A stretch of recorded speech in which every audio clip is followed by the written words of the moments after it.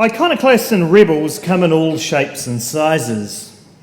I suspect that few of us here tonight have pushed the boundaries as thoughtfully as the next speaker.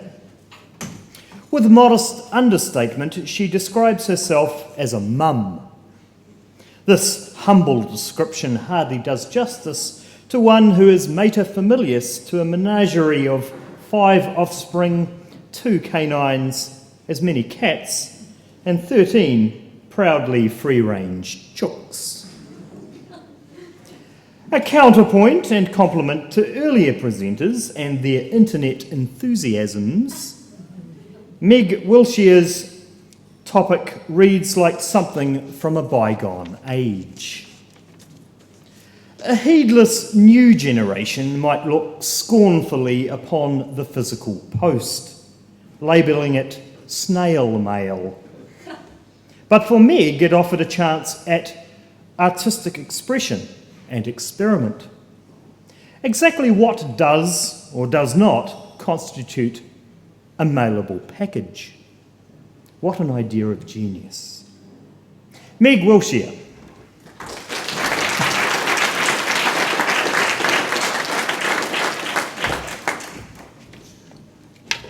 Thank you for not leaving in the interval.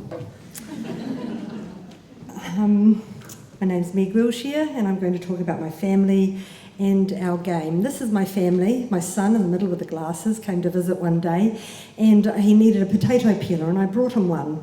He left without taking it with him, and so I put the address and a stamp on the back of it and a message on the card that it came on, and I put it in the post. And it arrived in his mailbox in Wellington, and he rang me to express surprise that it arrived there. It made me think about what things could I mail. I found the shoelace hanging around the house and I've got it ready to post. I took it to the mailman and I said to the post office man, can I post this? Will you let me? And he said, has it got a stamp on it? I said, yes. He said, has it got an address on it? I said, yes, and a message. He said, yes, we'll post that. And he put it in the box.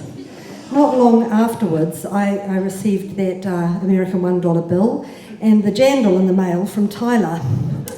He rang me to see if it had arrived. He was worried that he would be in trouble for defacing legal tender, but it arrived in my mailbox. Our son Jacob came to visit, and when he went to Dunedin, he wanted to join the game, and he made the post office, the postcard, a giant postcard, made of MDF and a photo from an old calendar of Dunedin, and that arrived in my mailbox. After that, we experimented with a few recycled postcards and a stitched one, a few of them. There were quite a few. That's a sample made from felt. But we all agreed that the next thing that came in the mail was really the most amazing thing of all. From Dunedin to our home in Tamahiri and Hamilton came a piece of toast. And he put the address on one side and he put the message on the other, and that arrived in the mail just like that. I sprayed it with varnish to keep it, and I've still got it today if you ever want to see it. And that started our game. The next member in the family to join in was Mikal, and she sent that odd sock that she found. That piece of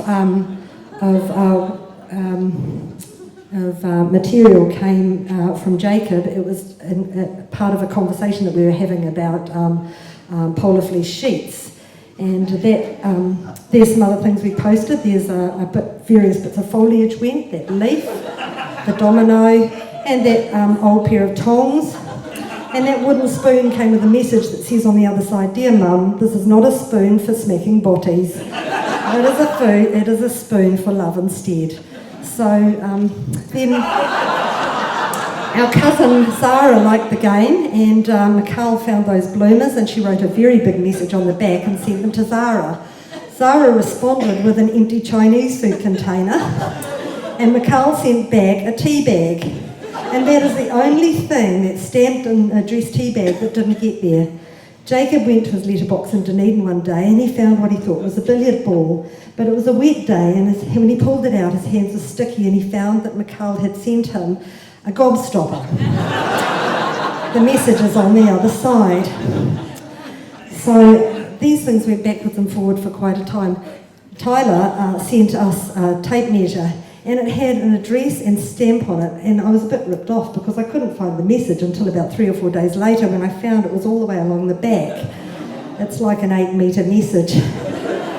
And so the rules of the game were that it had to have a stamp, address, and it had to have a message. Jacob sent this through the mail to everybody, the dog, the cat, Bella the guinea pig, everyone got a piece at various houses, and we were supposed to put it together and read the message on the front, but we actually never have. There are bits in all of our houses still, but Puto, the dog Puto got one, Safira got one. These were some things that came, ironically the no junk mail sign. This is just a sample of some of the things, the postcard, the playing card, and the little matchbox toy. We always found that the postman was really cheerful. We were actually thinking about the timeline of these and, you know, what time they were sent, and we read some of the messages and realised this was really in relation to what happened in Christchurch. So that was about the time that we were playing this game. It was about the earthquake and discussing supporting the people in Christchurch. That was about halfway through our game. We found the postman was really cheerful. It's actually hard to write on a feather. And actually you can't fit much information on a shell either, but you can get lots of information on a slingback shoe. It's faded now, but there was lots and lots of information on it. The address is on the inside and the stamps. And that coin doesn't really count because the address is on one side, the message is on the other, and the stamp is attached to a piece of string. My sister from Australia joined the game and she sent that LP, and it was actually in plastic when it came and it was broken, and I actually didn't think that it counted because it didn't have a message, but when I was photographing it I discovered just the other day there's a message scratched all the way in it that I had never seen before. Tyler opened his mailbox one day and found a loaded mousetrap. He went and got some tongs and got it out, but he needn't have bothered because Jacob had actually glued it all into place so that it was never going to go off, and it arrived in his mailbox just like that. We realised how good the post office were.